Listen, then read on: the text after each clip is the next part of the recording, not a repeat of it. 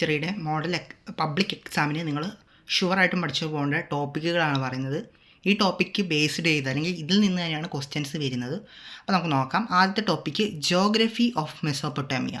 മെസോപ്പൊട്ടാമിയയുടെ ഭൂമിശാസ്ത്രം, അതായത് മെസോപ്പൊട്ടാമിയയുടെ ഭൂമിശാസ്ത്രപരമായ സവിശേഷതകളെക്കുറിച്ച് 4 മാർക്കിനും 3 മാർക്കിനും 5 മാർക്കിനൊക്കെ ചോദിക്കും.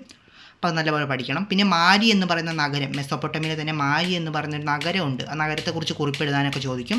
പിന്നെ ലെഗസി ഓഫ് റൈറ്റിംഗ്, അതായത് എഴുത്തിൻ്റെ പാരമ്പര്യം, മെസോപ്പൊട്ടാമിയയിലെ എഴുത്തിൻ്റെ പാരമ്പര്യത്തെക്കുറിച്ച് ഒരു 5 മാർക്കിന് ക്വസ്റ്റ്യൻ വരാറുണ്ട്. അതായത് അവർ എഴുത്തിന് നൽകിയ സംഭാവനകൾ, അതായത് ഗണിതശാസ്ത്ര മേഖലയിൽ നൽകിയ സംഭാവനകൾ, അതിനൊക്കെ കുറിച്ചൊരു ചോദ്യം വരുന്നതാണ് 5 മാർക്കിന്.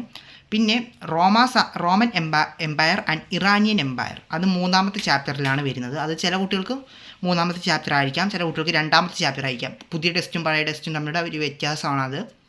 അത് നിങ്ങൾ നോക്കണ്ട. Roman empire and Iranian empire, അതായത് റോമ സാമ്രാജ്യവും ഇറാനിയൻ സാമ്രാജ്യവും തമ്മിലുള്ള വ്യത്യാസങ്ങൾ 3 മാർക്കിനും 4 മാർക്കിനൊക്കെ ചോദിക്കും. അത് പഠിച്ചിട്ടുണ്ടാവണം. അതേപോലെ തന്നെ 3rd സെഞ്ച്വറി ക്രൈസിസ്, 3ാം നൂറ്റാണ്ടിലെ പ്രതിസന്ധി, അതെന്താണെന്ന് 4 മാർക്കിന് ഒരു കുറിപ്പ് എഴുതാനുള്ള ഒരു ക്വസ്റ്റ്യൻ വരാറുണ്ട്. പിന്നെ സോഷ്യൽ ഹൈറാർക്കീസ്, സാമൂഹിക ശ്രേണികൾ, ഈ ടോപ്പിക്ക് നിങ്ങൾ എന്തായാലും പഠിച്ചിട്ടുണ്ടാവണം. സോഷ്യൽ ഹൈറാർക്കീസ് അഥവാ സാമൂഹിക ശ്രേണികൾ, അതായത് ടാസിറ്റസ് എന്ന് പറയുന്ന ചരിത്രകാരൻ പറയുന്നുണ്ട് ഇത്ര സോഷ്യൽ ഹൈറാർക്കീസ് അല്ലെങ്കിൽ സാമൂഹിക ശ്രേണികൾ ഉണ്ട്. അതിനെക്കുറിച്ച് 5 മാർക്കിന് ഒരു ചോദ്യം വരാറുള്ളതാണ്, അത് നോക്കണം.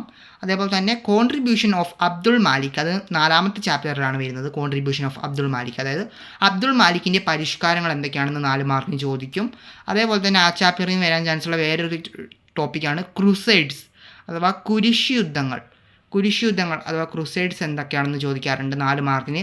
അതെന്താണെന്ന് ചോദിക്കും. അതിൻ്റെ പ്രത്യാഘാതങ്ങൾ അല്ലെങ്കിൽ കോൺസിക്വൻസസ് എന്തൊക്കെയാണെന്നൊക്കെ ചോദിക്കാറുണ്ട്. പിന്നെ അടുത്തത് ഒരു 8 മാർക്കിന് എസ്സേ ക്വസ്റ്റ്യൻ ആയിട്ട് ചിലപ്പോൾ വരുന്നൊരു ചോദ്യമാണ് contribution of Islam to the world of learning and culture, അതായത് എന്താണ് വിജ്ഞാനത്തിൻ്റെയും സംസ്കൃതി മേഖലയിൽ ഇസ്ലാം നൽകിയ സംഭാവനകൾ എന്തൊക്കെയാണെന്നൊരു 8 മാർക്കിനൊരു ചോദ്യം വരാറുള്ളതാണ്. ഇനി നമുക്ക് 5ാമത്തെ ചാപ്റ്ററിലോട്ട് പോകാം. 5ാമത്തെ ചാപ്റ്റർ ചെങ്കിസ് ഖാൻ്റെ ചാപ്റ്ററാണ്. ചെങ്കിസ് ഖാൻ്റെ ചാപ്റ്റർ ആദ്യം പഠിക്കേണ്ടത് അദ്ദേഹത്തിൻ്റെ മിലിറ്ററി ഓർഗനൈസേഷൻ, അതായത് ചെങ്കിസ് ഖാൻ്റെ സൈനിക സംവിധാനത്തെക്കുറിച്ചൊരു ചോദ്യം 5 മാർക്കിന് ഉണ്ടാവും. പിന്നെ അതേപോലെ തന്നെ യാസ എന്താണ്, യാം എന്താണെന്നൊക്കെ 2 മാർക്കിന് ചോദിക്കും, അത് നോക്കണം. ഇനി 6ാമത്തെ ചാപ്റ്ററിൽ പഠിക്കാനുള്ളത്, 6ാമത്തെ ചാപ്റ്റർ ഒരു 8 മാർക്കിൻ്റെ എസ്സേ ക്വസ്റ്റ്യൻ വരുന്ന ചാപ്റ്ററാണ്. അവിടെ ആദ്യം പഠിക്കേണ്ടത് ആ 3 ഓർഡേഴ്സ്, ചാപ്റ്ററിൻ്റെ പേര് തന്നെ 3 ഓർഡേഴ്സ് എന്നാണ്.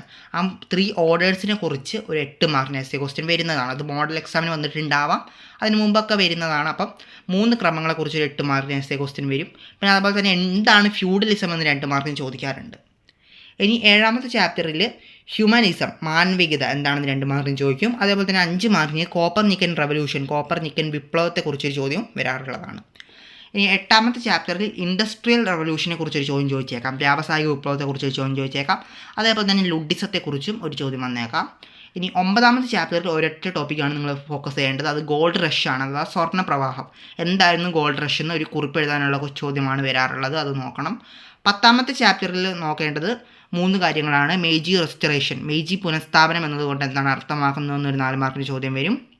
അതേപോലെ തന്നെ 3 മാർക്ക് ഇമ്പോർട്ടൻ്റ് ആയിട്ടും വരുന്നൊരു ചോദ്യമാണ് 3 പ്രിൻസിപ്പിൾസ് ഓഫ് സന്യാറ്റ്സെൻ്റെ 3 തത്വങ്ങൾ ചോദിക്കും. അതേപോലെ തന്നെ ചൈനയിലെ ലോങ് മാർച്ചിനെ കുറിച്ചും 4 മാർക്കിന് ചോദിക്കും. ഇനി നിങ്ങൾ അഡീഷണലായിട്ട് പഠിക്കേണ്ട ടോപ്പിക്കാണ് ഇത്, ഒറിജിൻ ഓഫ് ഹ്യൂമൻ, മനുഷ്യോൽപത്തി എന്ന് പറയുന്ന ചാപ്റ്ററിൽ നിന്നും വരുന്ന ഒരു ടോപ്പിക്കാണ്.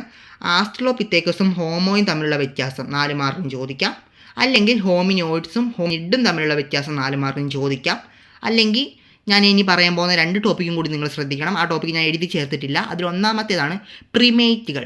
നമുക്കറിയാം മനുഷ്യ പരിണാമത്തിൻ്റെ ആദ്യത്തെ ഘട്ടമായിരുന്നു, അല്ലെങ്കിൽ അതിൻ്റെയൊക്കെ ഉത്ഭവ കാലഘട്ടമായിരുന്നു പ്രിമേറ്റുകൾ. അപ്പോൾ പ്രിമേറ്റുകളുടെ സവിശേഷതകൾ എന്തൊക്കെയാണെന്ന്, അതായത് പ്രിമേറ്റ്സുകളുടെ ഫീച്ചേഴ്സ് എന്തൊക്കെയാണെന്ന് മുമ്പൊരു പരീക്ഷ ചോദിച്ചിട്ടുള്ളതാണ്, അതുകൊണ്ട് അത് നോക്കണം.